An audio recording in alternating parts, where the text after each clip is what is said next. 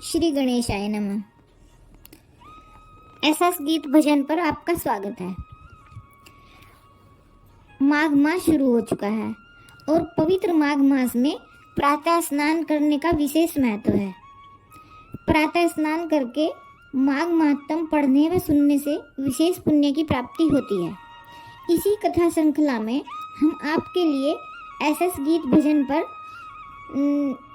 माघ महात्म के सभी अध्याय प्रतिदिन सुनाने का प्रयत्न करेंगे, जिनको ध्यानपूर्वक और श्रद्धापूर्वक सुनकर आप भी पुण्य लाभ प्राप्त कर सकते हैं। जो व्यक्ति सुबह स्नान नहीं कर सकते वो कथा सुनकर भी पुण्य लाभ प्राप्त कर सकते हैं।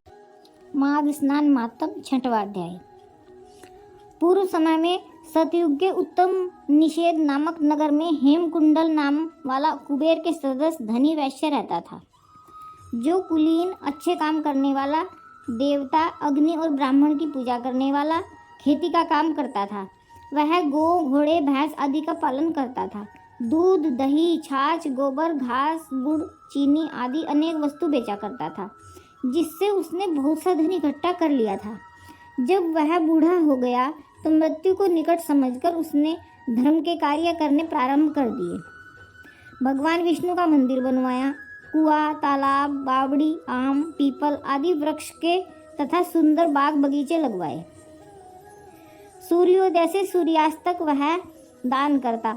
गांव के चारों तरफ जल की प्याऊ लगवाई। उसने सारे जन्म भर जितने भी पाप किए थे उनका प्रायश्चित करता था।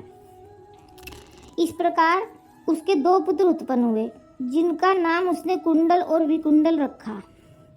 जब दोनों लड़के युवावस्था के हुए तो हेमकुंडल वैश्य गृहस्थी का सब कार्य सौंपकर तपस्या के निमित्त वन में चला गया और वहां विष्णु की आराधना में शरीर को सुखाकर अंत में विष्णु लोक को प्राप्त हुआ। उसके दोनों पुत्र लक्ष्मी के मद को प्राप्त होकर बुरे कर्मों में लग गए। वैश्यागामी वीणा और बाजे लेकर वैश्याओं के साथ गाते फिरते थे। अच्छे सुंदर वस्त्र पहनकर, सुगंधित तेल आदि लगाकर, भांड और खुशामदियों से घिरे हुए हाथी की सवारी और सुंदर घरों में रहते थे। इस प्रकार ऊपर बोए बीज के सदस्य वह अपने धन को बुरे कामों में नष्ट करते थे। कभी किसी सत्पात्र को दान आदि नहीं करते थे, न ही कभी हवन, देवता या ब्रह्मा जी की सेवा तथा विष्णु जी का पूजन ही करते थे। थोड़े दिनों में उनका सब धन नष्ट हो गया और वह दरिद्रता को प्राप्त होकर अत्यंत दुखी हो गए। भाई, जन, सेवक, परजीवी सब इनको छोड़कर चले गए।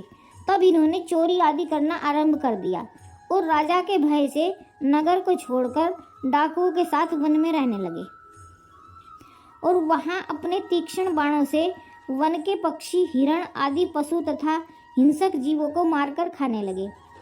एक समय इनमें से एक पर्वत पर गाय जिसको सिंह मारकर खा गया और दूसरा वन को गया, जो काले सर्प के डसने से मर गया। तब यमराज के दूत उन दोनों को बांधकर यम के पास लाए और कहने लगे कि महाराज, इन दोनों पापियों के लिए क्या आज्ञा है। 6वां अध्याय समाप्त।